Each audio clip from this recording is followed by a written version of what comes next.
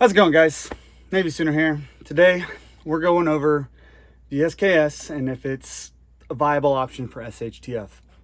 Before we get into talking about the rifle, just want to say I'm sorry about my voice. I was at the OU football game this weekend. We beat SMU. Good job, but I was yelling quite a bit. What is the SKS? Well, there's a ton of videos out there for it, and I'm not going to give a review on it. I'm not going to go through a huge history about it, but it was the between rifle from World War II until they made the AK-47 in Russia, and then many different countries had variants of it. This one is a Yugoslavian variant. It is chambered in 7.62 by 39, and it is stripper clip fed. Since this is a video of me discussing if this could be a viable option, we're going to go over the goods and the bads of what the SKS could be for SHTF. Goods for the SKS, it's a common round. It's 7.62 by 39. The AK takes it. There's other firearms that take it. You can have ARs in 7.62 by 39. It is a commonly shared round. Another reason is this is a very reliable rifle. The reliability, if you can get it to feed the stripper clips good, is amazing. I've never had any stoppages while I was shooting it. The only problems I had with this specific one was the stripper clips wanted to jam down into the magazine rather than just the rounds coming off of it. Another good thing that makes this good for the SHTF situation is iron sights. There are not very many good ways, or any good ways I should say, in being able to mount a optic or red dot or anything to the SKS, but you always have your iron sights, and if you learn how to shoot with your iron sights, you're going to do great. Also, it's a very accurate rifle. For being iron sights, I was doing pretty good accuracy wise. I didn't do a grouping on it, didn't bother, but for what it is fairly reliable. I find that they're pretty much more reliable than most AKs out there.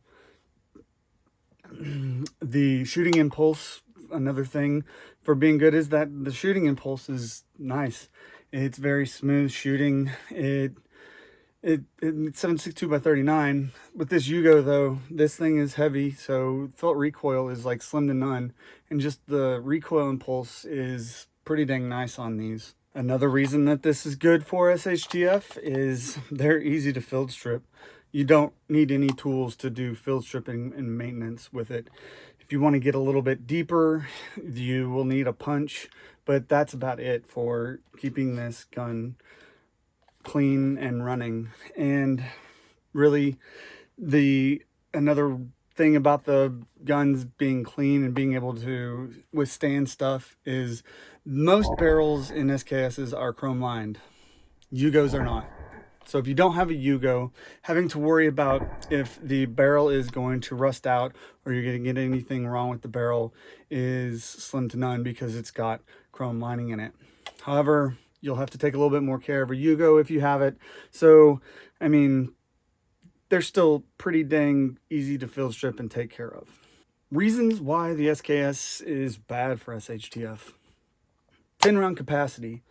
Yes, you can go out there and buy those crap duckbill magazines and they're not going to work.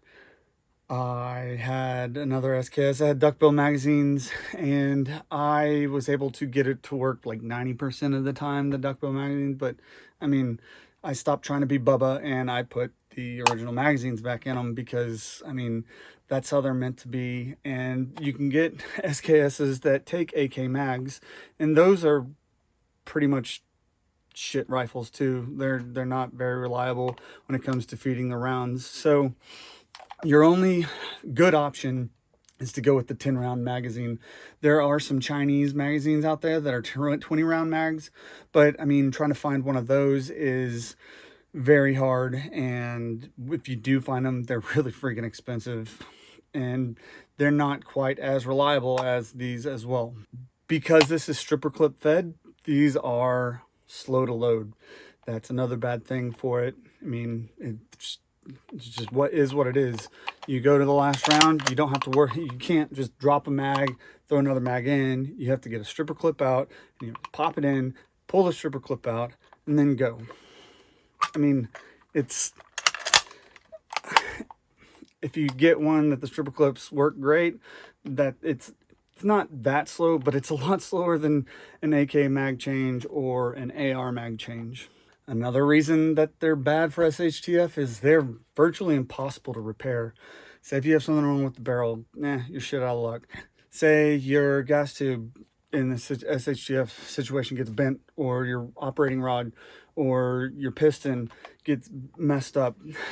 Good luck trying to find another SKS to help fix it.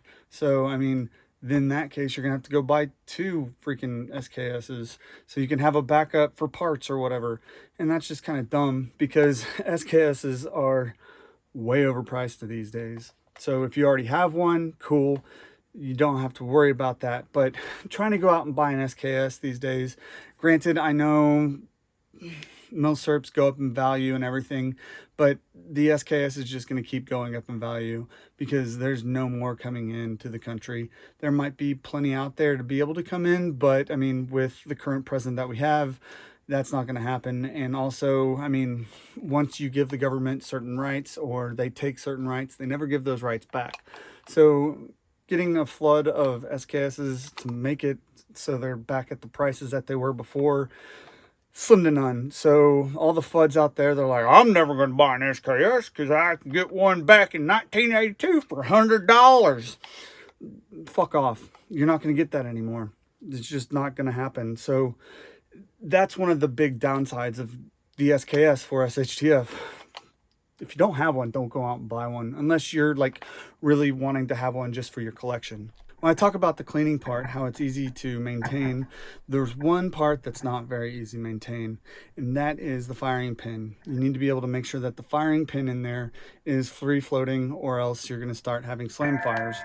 Another bad thing about these, if you haven't stockpiled 7.62x39, the price is only going to go up from where it's at now. It's hard to find the cheap stuff coming in. A lot of the cheap stuff coming in that you can purchase now is corrosive, believe it or not. I went on AmmoSeek or whatever you can, the websites that you can find 7.62 rounds, and the ones that are cheap are the ones that are corrosive. It's even hard to find a Tula now. There are places that you can find Tula, but it's still hard to find, and the prices just keep going up. And when the cheap stuff is gone and all they have is brass cased, because Joe decides that we can't have 7.62x39 from Russia anymore, or any other part of the country, we're kind of SOL, and the price is just going to go up from where it's at. These things are long and heavy. Even without the grenade launcher on this, on say a Chinese or a Russian or a Romanian or an Albanian, they're still long. They're 20-inch long barrels. So you're going to have to deal with having a long firearm. Just is what it is. A good thing about this grenade launching device that's on here is I can drive the pin out, and there's companies that actually make muzzle devices for these, and I can attach my dead air to it. But then I have to worry about concentricity of the barrel, and it's Yugoslavia, and well, I mean, yeah, I'd just have to make sure that the concentricity is good. You get a concentricity rod, throw it down there and make sure it's good. Then I wouldn't have to worry about it. Yes, I said that a thing that makes this gun good for SHTF is 7.62x39, but it's also a bad option for this as well, because I mean, if you're in another country that has a ton of 7.62x39 and most firearms are 7.62x39, by all means, great round. But in the United States, most people have 5.56, 2.23. Yes, there are a ton of people that have AKs, but I will get into it later. Most SHTF firearms in the United States are going to be ARs that don't take 7.62x39. So if you are with a group of people that you're the only one with 7.62x39, well, you're SOL. You can't ever use their rounds if you run out or anything like that. So, Another bad thing that I said was a good thing was it's iron sights. There's no good way of attaching an optic to an SKS. And for the bubbas out there that say, oh, I've got one attached good, or I got one to my Tapco stock, then I'm good. I got zero. No, you don't have zero. You're full of shit. The only option is iron sights. So you don't get the help of red dots. You don't get the help of magnified optics. You don't get the help of just a better sight picture than having to look through iron sights. So now we're going to go over the roles of an SKS. What are some good roles and what are some bad roles of the SKS in the SHTF situation, in an SHTF situation? Bad roles for the SKS in SHTF situation. This is your primary rifle. Now, if you've lost all your rifles or something happened and this just happened to be the only thing that you have, by all means, use it. Bad role for having an SKS is if you go into like a Minuteman group or your neighborhood watch or the people that you rely on, if they're 5.56 reliable if they're 5.56 reliant or 308 reliant or any other caliber that's not 7.62x39, you're SOL. So those are really bad roles that the SKS can be put into during SHTF situation. Good roles. Going back to like the Minuteman group or different groups that could arise, like your neighborhood watch or the protection that you use SHTF situation. If that group uses AKs that use 7.62x39 or a bunch of other SKSs, that's a good role for it. But I mean, you're not going to find that many. Most people here, like I said, United States, 5.56. Other countries might be completely different, like Canada. Those little 5-round SKSs that you'll have up there. I mean, there's a ton of those up there. If Trudeau hasn't taken them from you yet, but I'm pretty sure that the ones that do have them have stocked them up somewhere else, and yeah, they're not going to find them. Another good role is like if you're a lone wolf, like you're the only person that you've seen in 30 days or whatever, and this is your only rifle. This can be used for hunting. It would be great for just like if it's just you. I mean, not great. It'd be good. It'd be okay. I would prefer something else, but I mean, it would be okay in like a lone wolf situation. Another good role for it is, here you go. It's a here you go gun. Say you have family that you are going to be taking in during SHTF, or friends that you're going to be taking in if you're on property, or you're going to go somewhere else. But whatever, somebody just doesn't have a firearm. This would be a great, here you go. You give them the 7.62x39 that you have for it, and you give them this and be like, I'd like to give you something else, but you're too fucking stupid to have your own shit, so here you go. The final and probably the best role that I think the SKS is good for in SHTF situation, end of the world, Teotihuacan, or WROL, it's cache gun or a last ditch gun or a backup. If you've run out of all your rounds that are 5.56 or whatever, and you still have your 7.62x39, you don't have an AK, and this is what you have, cool, backup gun. It's your last ditch gun. And then if you get run out of your house or where you're staying and you have a cache somewhere, this would be great to put in that cache and put the rounds with it. That way you're not too worried about, hey, I have to put all these different rounds away and I might not even use them, but then, oh crap, someone took my guns or I had to run away or whatever.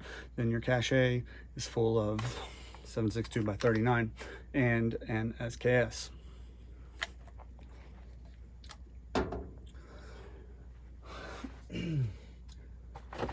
Before I end,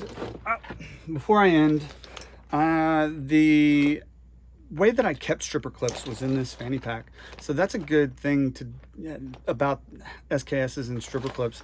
You don't need to have like a special magazine holder for it. You get them in the stripper clips, throw them in here. I mean, this is used for shotgun shells for the most part, and I just took the shotgun shells out and put the stripper clips with the rounds in it, and it worked great. As like a chest rig, just throw it around here, have it here, and whenever you need rounds, unzip, grab it out, you're good. So that you don't have to go buy one of those Chi-Com rigs or get special pouches for SKS stripper clips. That's all you need. All right, you've come to the end. Do the whole thing, like, share, subscribe, and hey, tell people to come watch me if you want, if they're interested in something like what I do and put out there. If you would like to donate, there's ways below. You don't have to, just saying that there's ways. Go look below if you would like to donate. So, well, that's it. Get ready for what's likely to come, guys.